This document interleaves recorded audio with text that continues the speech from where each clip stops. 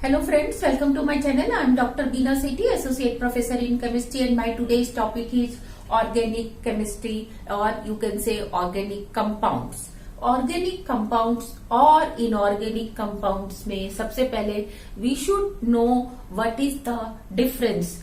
कौन सा compound organic होगा, कौन सा कंपाउंड इनऑर्गेनिक होगा, इसके लिए जो हम सबसे बढ़िया ट्रिक काम में लाते हैं वो है कार्बन की percentage. If the percentage of carbon is less than 50% से कम अगर कार्बन की परसेंटेज है उस मॉलिक्यूल में, उस कंपाउंड में, तो that will be inorganic compound. And what about for organic compound? The percentage of carbon will be greater than और इक्वल टू 50%. तो जब कार्बन की परसेंटेज 50% से ज्यादा होगी, only then it will be organic compound. तो ध्यान दो, जैसे हमने लिया मीथेन. अब मीथेन का टोटल वेट कितना है? 12 प्लस 4 16 में कार्बन का वेट कितना है? 12. तो 1 में कितना होगा? Divide by 16. तो 100 में कितना होगा? Into 100. So you will get almost 75%. It means इसमें 75% कार्बन है और 25% हाइड्रोजन. तो ये क्या हुआ? ऑर्गेनिक. इस तरीके से हम किसी भी कंपाउंड को आइडेंटिफाई कर सकते हैं, क्लासिफाई कर सकते हैं whether this one is organic और इनऑर्गेनिक. अब मैं एक एग्जांपल ले रही हूं, HCN. अब HCN में भी कार्बन है, तो ये ऑर्गेनिक होगा या इनऑर्गेनिक? हम इसको चेक करते हैं. कार्बन 12 और नाइट्रोजन 14, हाइड्रोजन 1. तो कार्बन के अलावा कितना है? 14 प्लस 1 15 और ये है 12. तो नेचुरली 12 इज लेस देन 15, तो इसकी परसेंटेज लेस देन 50% होगी. तो हम क्या कहेंगे कि ये इनऑर्गेनिक है. तो जितने भी साइनाइड्स हैं, मेटल साइनाइड्स या हाइड्रोजन साइनाइड्स, यानी कि आप इसकी जगह अगर कोई सोडियम, पोटेशियम या कोई भी मेटल रखते हो तो सारे साइनाइड्स क्या होंगे? इनऑर्गेनिक. इसी तरीके से अगर हम आइसोसाइनाइड ले, चाहे हाइड्रोजन आइसोसाइनाइड या मेटल आइसोसाइनाइड, इसमें कार्बन है लेकिन ये क्या होता है? इनऑर्गेनिक होता है. अब हम बात करते हैं कार्बोनेट्स और बाइकार्बोनेट्स की. मैंने एक एग्जांपल लिया Na2CO3. तो कार्बन तो इसमें भी है लेकिन ये इनऑर्गेनिक होगा. यू कैन सिंपली विजुअलाइज कि एक एटम कार्बन है, 3 एटम प्लस 2 एटम सोडियम के हैं, means the percentage of carbon is less than other atoms. तो इसीलिए ये क्या होगा? इनऑर्गेनिक. नॉट ओनली सोडियम, अगर आप यहाँ हाइड्रोजन कार्बोनेट लेते या कोई और metal carbonate like calcium, potassium, तो वो सब भी क्या होते? इनऑर्गेनिक होते. सिमिलरली अगर आप बाइकार्बोनेट लेते हैं, जैसे सोडियम बाइकार्बोनेट, तो easily you can visualise that it is also an inorganic compound.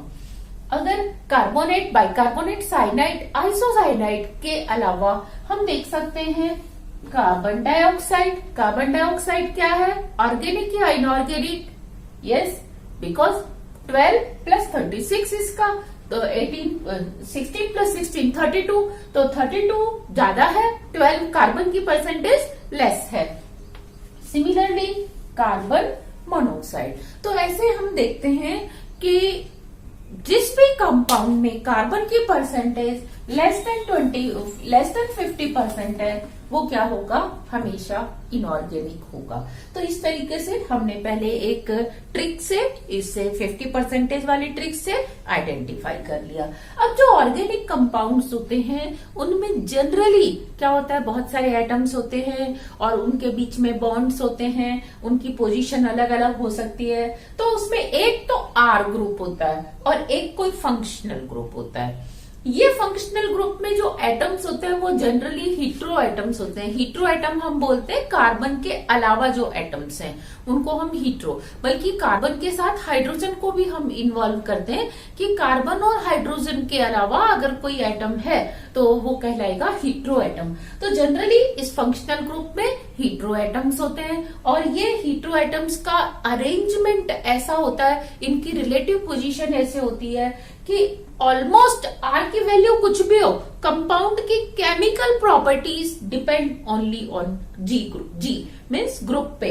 तो chemical properties of any compound depends on nature of functional group. लेकिन फिजिकल प्रॉपर्टीज इनडायरेक्टली डिपेंड करती हैं मॉलिक्यूलर वेट पे। और मॉलिक्यूलर वेट किस पे depend करेगा? क्योंकि ग्रुप का तो फिक्स है मॉलिक्यूलर वेट, वो डिपेंड करता है आर पे। आर की वैल्यू मिथाइल है, इथाइल है, फिनाइल है या कुछ और है, उससे फिजिकल प्रॉपर्टीज चेंज होती हैं क्योंकि मॉलिक्यूलर वेट चेंज होता है।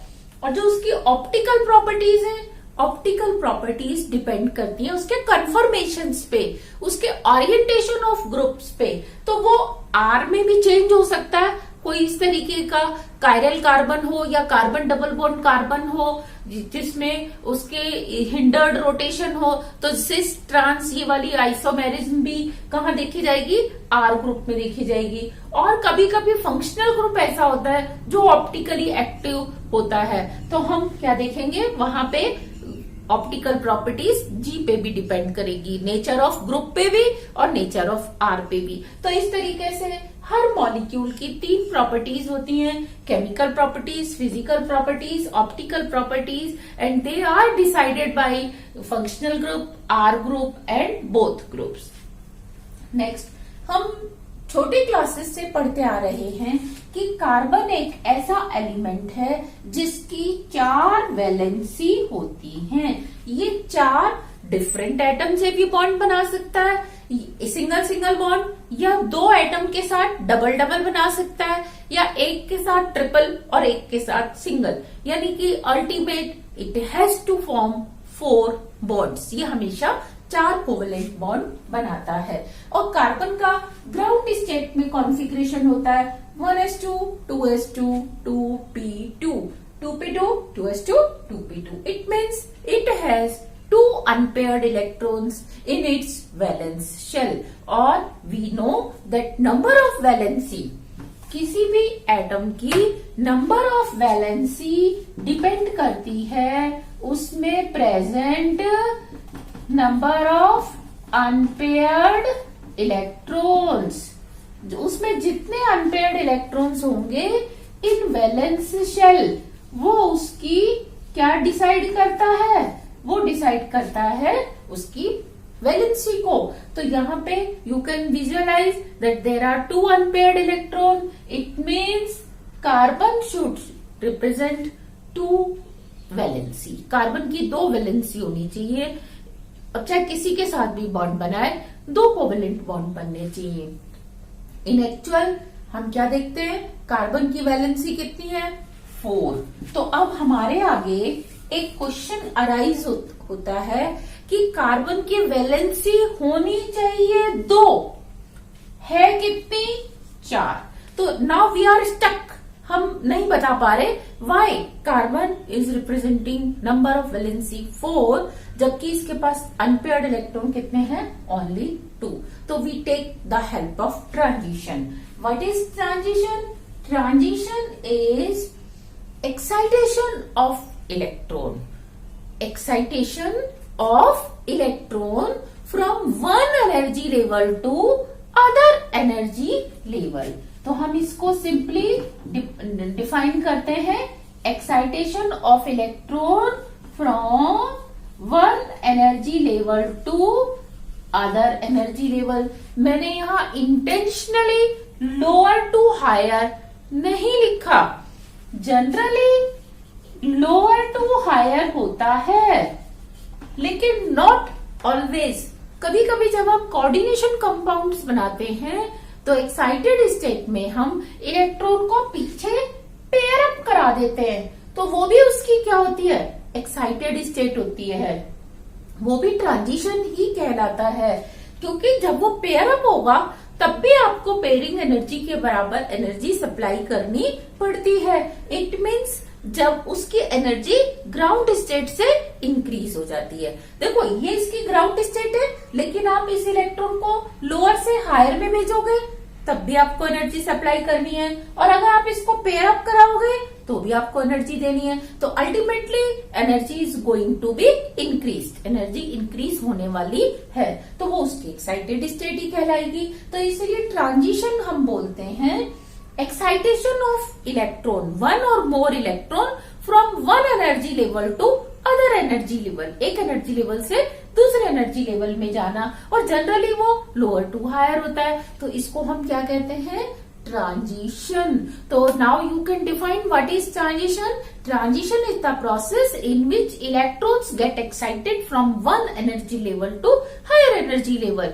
लेकिन अगर कोई आपसे पूछे what is the need of transition, क्या जरूरत थी आपको ट्रांजिशन कराने की। अभी आपने देखा कि आप एक जगह पे स्टक हो गए थे, you were unable to explain. क्या कहाँ स्टक हुए थे, यू वर स्टक कि इसकी वैलेंसी 4 क्यों है, होनी चाहिए 2 है 4। तो इसको आपने किससे एक्सप्लेन किया, with the help of transition, कि जब एक इलेक्ट्रॉन 2s से 2p में चला जाता है, now it has 4 unpaired electron, तो इसकी वैलेंसी कितनी होनी चाहिए 4, और है भी कितनी 4। तो हमने with the help of transition ही एक्सप्लेन किया। तो इसलिए नीड ऑफ ट्रांजिशन क्या है, to explain the number of valency of central metal या सेंट्रल एटम, सिंपल। तो आप कह सकते हो what is the need, to explain number of valency of central atom। Central atom की वैलेंसी के नंबर को एक्सप्लेन करने के लिए हमें ट्रांजिशन की हेल्प चाहिए होती है। तो ये आपका हुआ transition and need of transition. Now we will discuss nature of valencies. जो कार्बन के 4 अनपेयर्ड इलेक्ट्रॉन हैं, यू कैन इजीली विजुअलाइज कि एक इलेक्ट्रॉन 2s में है और rest 3 electrons are present in p orbitals. तो अब आप इनके बारे में पिक्टोरिकली समझ सकते हैं कि ये कार्बन एटम है, इसके अंदर ब्लैक कलर से 1s ऑर्बिटल है, बाहर ब्लैक कलर से 2s ऑर्बिटल है। 2s में एक इलेक्ट्रॉन है, फिर ये 2px 2py 2pz 3 ऑर्बिटल्स हैं परपेंडिकुलर टू ईच अदर, तो तीनों में ही एक एक इलेक्ट्रॉन है। अब आप ध्यान दें, ये चारों ऑर्बिटल्स की शेप क्या एक जैसी है, नो, स्फेरिकल। एस क्या है, स्फेरिकल है, और p ऑर्बिटल्स कैसे हैं, dumbbell shape. Next energy, energy 2s की एनर्जी लेस देन 2p, क्योंकि आप 2s को पहले लिखते हो 2p को बाद में लिखते हो। नेक्स्ट ओरिएंटेशन, ओरिएंटेशन में s ऑर्बिटल xyz स्फेरिकली तीनों डायरेक्शंस में है, ऑल डायरेक्शंस में इक्वली है, जबकि xyz में यहां आप देखेंगे px जो है only in x, y only in y, z only in z direction में ओरिएंटेशन है। उसका y और z में नहीं है, x का y जो है y z में नहीं है, लेकिन z का x और y में नहीं है। और y की बात करें तो x और z में उसका ओरिएंटेशन नहीं है। तो हमने देखा कि ये जो 4 ऑर्बिटल्स हैं, इनका नेचर अलग है, एनर्जी, शेप, ओरिएंटेशन अलग है। तो जब ये 4 हाइड्रोजन, चारों के पास 1s ऑर्बिटल है, हाइड्रोजन का कॉन्फ़िगरेशन 1s1 होता है, तो जब ये इसके साथ कंबाइन करेंगे तो आपको कैसा मॉलिक्यूल मिलने वाला है, आपको ऐसा मॉलिक्यूल मिलने वाला है कि 3 p ऑर्बिटल्स जब कंबाइन करेंगे किसके साथ, हाइड्रोजन के 1s के साथ, तो एक x डायरेक्शन में, एक y डायरेक्शन में और एक z डायरेक्शन में। और p ऑर्बिटल डायरेक्शनल होता है, उसकी डायरेक्शन फिक्स होती है, x है तो ओनली इन दिस डायरेक्शन। जो हाइड्रोजन का 1s है उसको या तो यहां से या यहां से ही आके बॉन्ड बनाना पड़ेगा, अगर वो ऊपर से आएगा या सामने से आएगा तो बॉन्ड का फॉर्मेशन नहीं होगा। और अगर जेड की बात करें, जेड अगर ऐसे है तो हाइड्रोजन को इधर से या इधर से ही आना होगा, इधर या इधर से आएगा तो बॉन्ड नहीं बनेगा। पी वाई ऐसे है तो हाइड्रोजन को इधर से या इधर से ही आना होगा, इधर या इधर से आएगा तो बॉन्ड का फॉर्मेशन नहीं होगा। मीन्स पी ऑर्बिटल्स जो है तीनों डायरेक्शनल कैरेक्टर रखते हैं, इसीलिए इसके तीनों bond fix direction 90-90 to each other पे बनेंगे और तीनों स्ट्रॉन्ग बॉन्ड होंगे। जहां डायरेक्शन होगी वहां स्ट्रेंथ होगी, तो इसीलिए ये तीनों बॉन्ड स्ट्रॉन्ग बनते हैं और फिक्स डायरेक्शन होती है। बट अबाउट फोर्थ किससे बन रहा है? एस से। तो ये जो एस ऑर्बिटल में एक इलेक्ट्रॉन है, ये स्फेरिकली चारों डायरेक्शन चारों तरफ क्या हो रहा है? रिवॉल्व कर रहा है, इलेक्ट्रॉन डेंसिटी चारों तरफ है। तो चौथा हाइड्रोजन कहीं से भी आ सकता है, क्योंकि वो गोल है तो इधर से कहीं से भी आ जाएगा, उसको थोड़ी सी इलेक्ट्रॉन डेंसिटी मिल जाएगी और बॉन्ड बन जाएगा।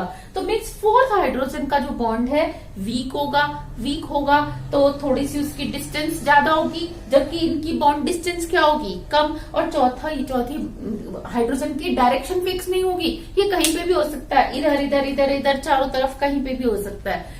3 की डायरेक्शन फिक्स होगी, चौथे की डायरेक्शन फिक्स नहीं होगी। 3 की बॉन्ड लेंथ कम होगी, चौथे की बॉन्ड लेंथ ज्यादा होगी। 3 की बॉन्ड एनर्जी ज्यादा होगी, चौथे की बॉन्ड एनर्जी कम होगी। क्या एक्चुअली हमें मीथेन ऐसा ही मिलता है? क्या मीथेन में इसी तरीके से चारों वैलेंसी होती है? नहीं, हमें तो मीथेन ऐसा मिलता है कि चारों का बॉन्ड एंगल भी फिक्स है 109 डिग्री 28 मिनट, चारों की बॉन्ड लेंथ आइडेंटिकल है, चारों की बॉन्ड एनर्जी भी बराबर है। तो now again we are stuck, हम फिर अटक गए कि भैया ऐसी क्या बात है, होना तो चाहिए था ऐसा और हमें मिल रहा ऐसा। तो अब हम again we will do one hypothesis. हम एक हाइपोथेटिकल फिनोमिना की बात कर रहे हैं जिसको नोबडी कैन प्रूव। ना मैं आपको दिखा सकती हूँ, ना ही कोई और प्रोफेसर आपको दिखा सकते हैं, ना ही आप उसको देख सकते हैं। ये सिर्फ हम इमेजिन कर रहे हैं। हमारा एक हाइपोथेटिकल प्रोसेस है क्या कि before combining with 4 hydrogen, carbon atom के जो 4 ऑर्बिटल्स हैं वो इससे पहले कि इनके साथ कंबाइन करें, वो क्या करते हैं? आपस में ही मिक्सिंग कर लेते हैं। ये तीनों और ये हाइड्रोजन, ये चारों ऑर्बिटल मिक्सिंग कर लेते हैं और उस मिक्सिंग का नाम होता है हाइब्रिडाइजेशन। तो इन चारों ने हाइब्रिडाइजेशन किया। तो ये जो पहले ऑर्बिटल्स कैसे थे? एटॉमिक ऑर्बिटल्स प्योर थे और एक तरह से डिफरेंट थे, लेकिन अब 4 ऑर्बिटल बन जाएंगे इस तरीके से, चारों में एस के कैरेक्टर और पी के कैरेक्टर बराबर होंगे, चारों की डायरेक्शन भी फिक्स होगी और चारों की ओरिएंटेशन भी बिल्कुल एक जैसा ही होगा। अगर एक एक्स में है, वाई जेड में कम है, तो दूसरा वाई और जेड में होगा, वाई में होगा, जेड और एक्स में कम होगा। तो इस तरीके से ये सिमेट्रिकली आपको 4 ऑर्बिटल मिल जाते हैं। और ये जो 4 इलेक्ट्रॉन इसमें थे, all 4 electrons get in these hybrid orbitals. इनको हम बोलते हैं हाइब्रिड ऑर्बिटल्स, इनको हम बोलते हैं प्योर एटॉमिक ऑर्बिटल्स। तो प्योर एटॉमिक ऑर्बिटल्स से हाइब्रिड एटॉमिक ऑर्बिटल्स के फॉर्मेशन के प्रोसेस को हम हाइब्रिडाइजेशन कहते हैं। और यह प्रोसेस ओनली इमेजिनरी प्रोसेस है, हाइपोथेटिकल प्रोसेस है। हम सिर्फ इसको एक्सप्लेन करने के लिए इसकी हेल्प ले रहे हैं। अब ये चारों ऑर्बिटल की शेप एक जैसी है, एनर्जी एक जैसी है, ओरिएंटेशन एक जैसा है। तो हम क्या कह सकते हैं कि ये पहले हीट्रो ऑर्बिटल्स थे। हीट्रो मीन्स अलग अलग थे। अब ये कैसे बन गए? होमो बन गए। तो हम इसको इस तरीके से भी ब्रीफ में समझना चाहें तो कह सकते हैं हीट्रो टू होमो।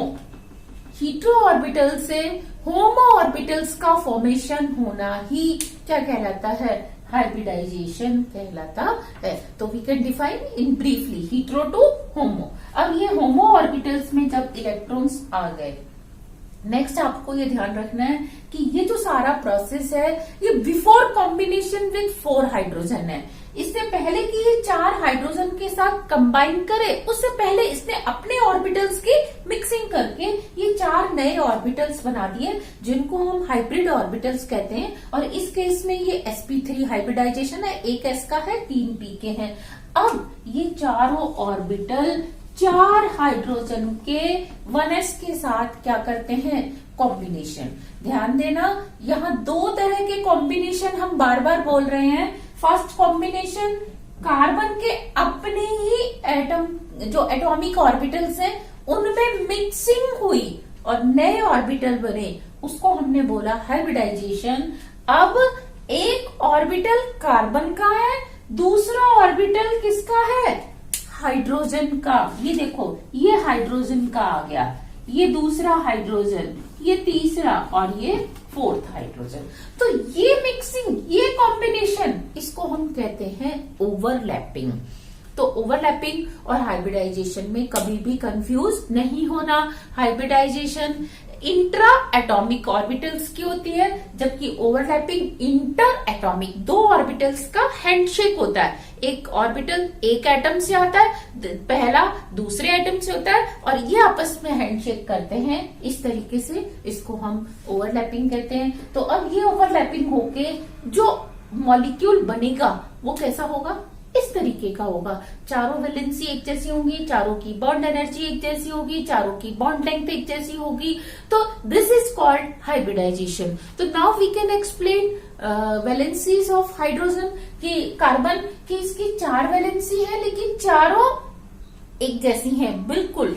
और इसको हमने किसके हेल्प से समझाया, हाइब्रिडाइजेशन की हेल्प से। तो now if somebody ask need of hybridization, so you can easily explain what is the need of hybridization. To explain the homo nature of all 4 valencies of center atom.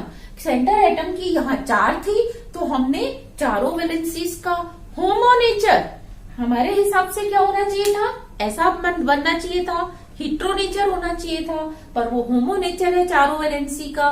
तो इसको हम without hybridisation we were unable to explain, we were stuck. तो अब हम उसको explain कर पा रहे हैं।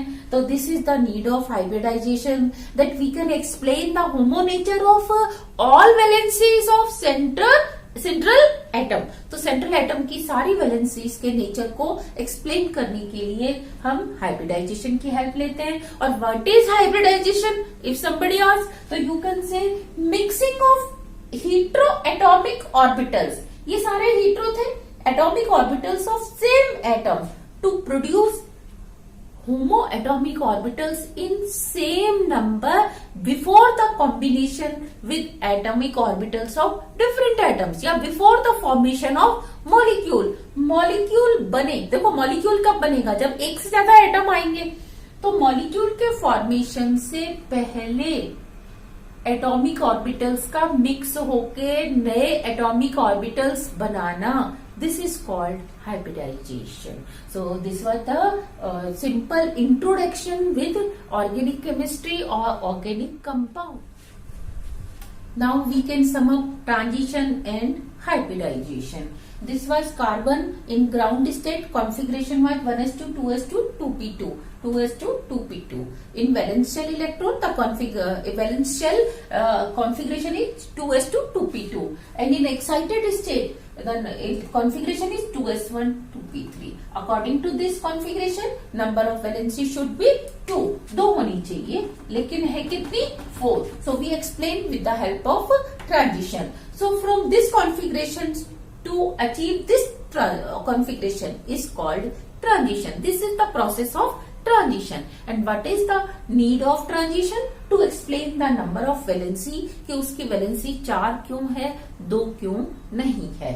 नेक्स्ट, अब इसमें कार्बन की अगर हम बात करें तो कार्बन का न्यूक्लियस ये 1s2, 2s2 और 2s1 हो जाएगा, और ये 2px, 2py, 2pz तीनों में सिंगल सिंगल इलेक्ट्रॉन होगा। तो हम बात करें ये 2s होगा, मैं इनको अलग अलग दिखा रही हूँ आपको, 2s, ये 2px, 2py और 2pz इस तरीके से होगा। तो इसकी शेप हम देखें, शेप इसकी स्फेरिकल है, इन तीनों की कैसी शेप है, डम्बेल शेप है।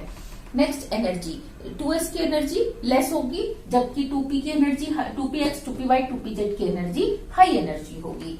ओरिएंटेशन, ये सिमेट्रिकल है, एक्स वाई जेड तीनों डायरेक्शन में सिमेट्रिकल है, जबकि it is present only in x direction, it is present only in y direction, and it is present only in z direction. It means these orbitals are hetero in nature.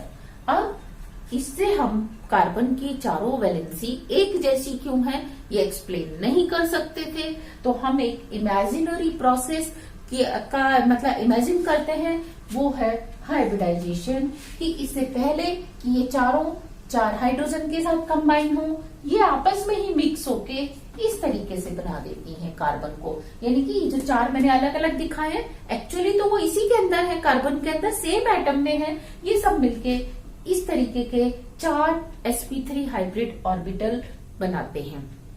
अब ये dissolve हो जाते हैं, अब इसका कोई existence नहीं है, इसका भी नहीं है, इसका भी नहीं है। अब आपको 4 इस तरीके के ऑर्बिटल मिलते हैं, और इनका orientation you can easily visualise कि वो 109 डिग्री 28 मिनट के ऊपर है, 3 इस तरीके से, एक अबव द प्लेन, और ये तीनों नीचे की तरफ ओरिएंटेड है। नेक्स्ट, ये असिमेट्रिक डंबल है, इसमें आप देखेंगे एक डंबल का पार्ट छोटा है और एक नेक्स्ट डंबल का पार्ट क्या है, बड़ा। तो ये चारों में ही एक जैसा है, और चारों एसिमेट्रिक डंबल शेप है, चारों की एनर्जी अब इक्वल है।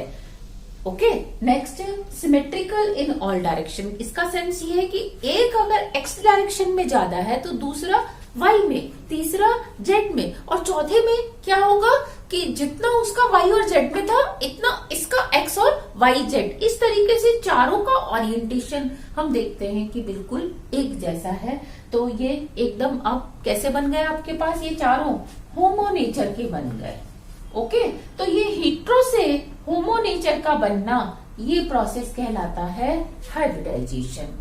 और हाइब्रिडाइजेशन की नीड क्या है, to explain the equal nature या similar nature of all valencies of central atom. यहाँ हमने कार्बन में पढ़ा है, इनऑर्गेनिक में हम बोरोन, बेरिलियम, सल्फर, बहुत सारे एटम्स की वैलेंसी को एक्सप्लेन करते हैं कि वो एक जैसी वैलेंसी क्यों है। So this is all about transition and hybridization. So this is the definition of hybridization. You can write down in your notebook.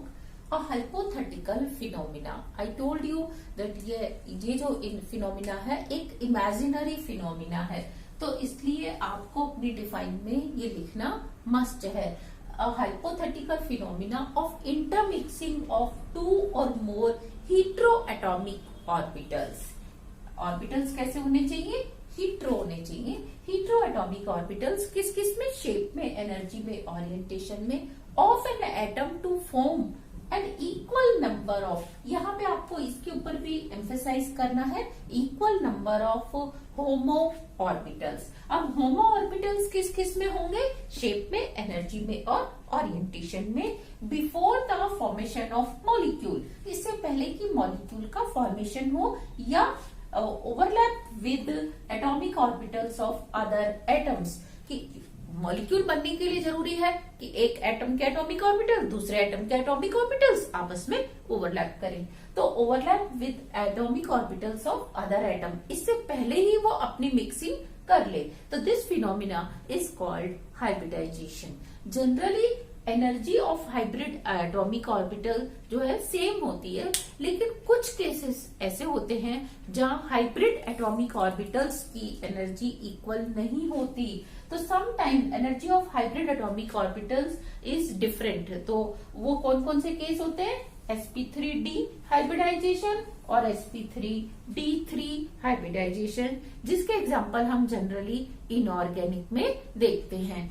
यहाँ मैंने आपको इक्वल नंबर के ऊपर भी इम्फेसाइज किया था। उसके पीछे लॉजिक ये है कि अगर 4 एटॉमिक ऑर्बिटल्स जो डिफरेंट है वो आपस में मिक्स हो रहे हैं तो नए कितने बनेंगे, 4 बनेंगे। और अगर 3 ऑर्बिटल्स मिक्स हो रहे हैं तो फॉर्मेशन भी कितने का होगा, 3 ऑर्बिटल्स का फॉर्मेशन होगा। तो इस तरीके से जितने हीट्रो एटॉमिक ऑर्बिटल्स मिक्स होते हैं उतने ही हाइब्रिड एटॉमिक ऑर्बिटल्स बन के तैयार होते हैं। तो यहाँ हमें यह भी ध्यान देना चाहिए कि हाइब्रिड एटॉमिक ऑर्बिटल्स का नंबर ऑलवेज इक्वल होता है पार्टिसिपेटिंग एटॉमिक ऑर्बिटल्स के बराबर। So this was the hybridisation. Now we will discuss types of hybridisation. Type of hybridisation में sp हाइब्रिडाइजेशन होता है, sp2, sp3, dsp2, sp3d, sp3d2, sp3d3 and sp3d4। इतने type का hybridisation होता है। इनमें जो ये लेटर्स लिखे हैं s मतलब एक s ऑर्बिटल पार्टिसिपेट कर रहा है, और अगर p2 लिखा है या p3 लिखा है इट मीन्स 2 या 3 p ऑर्बिटल, और जहां 1 लिखा है इट मीन्स वहां एक ऑर्बिटल मिक्स हो रहा है, और d ऑर्बिटल भी साथ में लिखा है तो इट मीन्स उतने d ऑर्बिटल भी पार्टिसिपेट करते हैं। और टाइप ऑफ हाइब्रिडाइजेशन से ही मॉलिक्यूल की ज्योमेट्री फिक्स होती है कि मॉलिक्यूल बनने वाला है उसकी शेप कैसी होगी, उसकी ज्योमेट्री क्या होगी। So this was all about hybridisation, and in my coming lectures we will discuss each type of hybridization, because organic में you will find only 3 type of hybridization। ये सारे hybridization आप inorganic में देखते हैं, तो यहाँ organic में we will discuss only sp, sp2 and sp3 hybridization। Thank you।